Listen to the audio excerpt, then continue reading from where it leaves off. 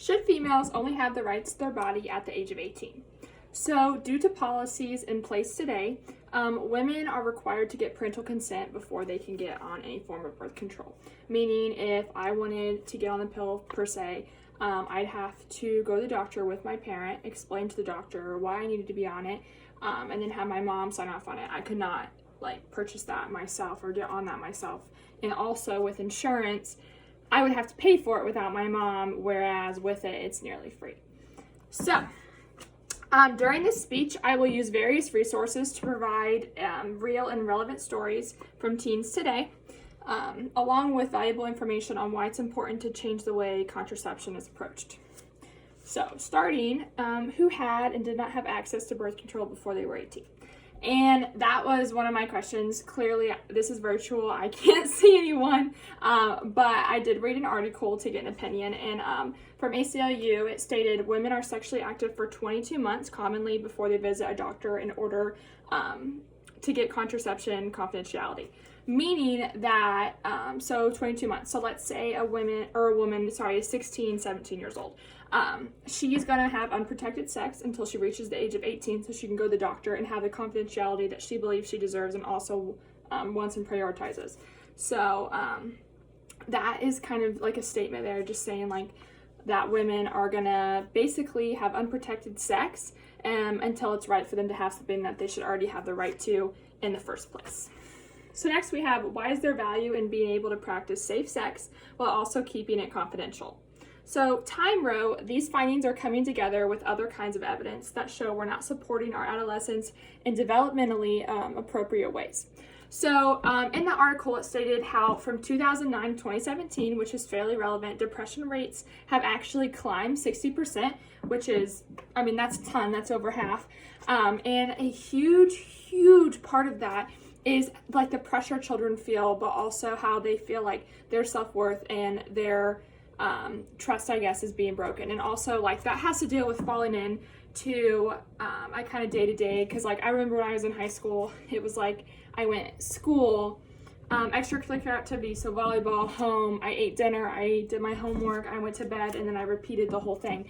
And that, you can really lose yourself in that, because I kind of felt like I was living a life, but it wasn't one I wanted, it was one that I had to, I was living because I needed to, not because I wanted to. And same thing going with birth control. You should be able to, that should be a right to be able to be on it. You shouldn't feel like you have to tell anyone, or you need to, or you need anyone else's consent.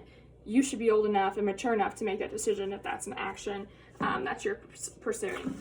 So next I have, why are minors not having fair access to birth control relevant today?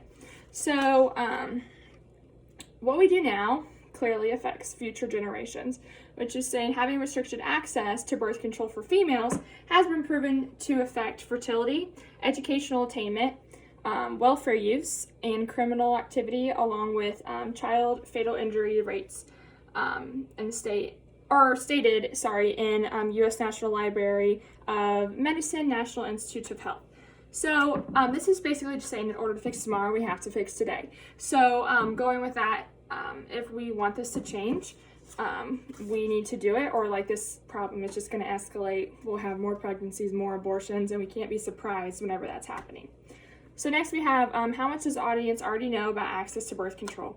Like I said before, I don't know what you already know because this is virtual, but thankfully I have a friend who let me do an interview with her. And this is very personal, so I'm not going to give out names, but basically she grew up in a Christian home. It was never brought up, it could not be brought up at the table that she was sexually active or that she wanted to be on this pill. So instead of telling her parents and getting to a chance to explain that, she ended up having to tell them she was pregnant. And not to take away from the mom that she is today, but I know that she wishes that she could have made that decision for herself instead of kind of having to make the wrong one because she's a teenager. What do you expect, and that led to what she's dealing with now.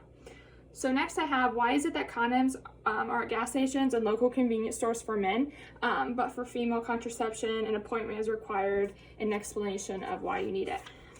So I actually love this question because it's saying, does society promote sexism, by the policy today. An AMA Journal of Ethics states that women currently bear most of the financial and health-related burdens of contraception.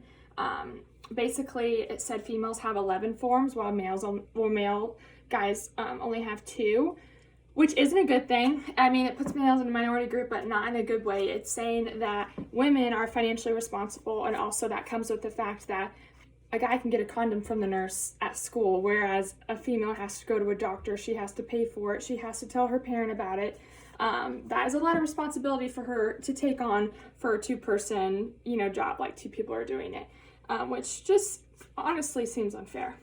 And next we have, why is it that the government can mandate contraception in the form, or why the government can mandate contraception in the form of birth control for women, and is that right or even ethical? And not only is it a matter of violating privacy and rights to one's body, but it also is highly unethical and it's ineffective, because the government trying to control that and parents trying to control their kids, that's only going to make them more rebellious. I mean, studies have shown that actually females and males who have fair access to birth control are way less likely to practice any sexual activity than those who are not, because it's right there. They've heard about it, they've learned about it, they know the risk, they know that they're on it for a reason, and so they don't feel the need, to be sneaky or get around it. So, in conclusion, females under the age of 18 should have access to birth control without parental consent, and failure to allow this opens the door for an increase in pregnancies, abortions, depression rates, suicide rates, academic attendance, and personal well-being, and the list goes on. So you have to ask yourself, at what point do you take a step back and realize you are wrong to see what is right? Females have the right to their own bodies and their own voice, so you need to see the bigger picture and also the benefits for everyone to act on these policies today. It's important to make a change for the better, give women a voice, and I just want to say thank you. And also to my teachers, I've loved this semester so much.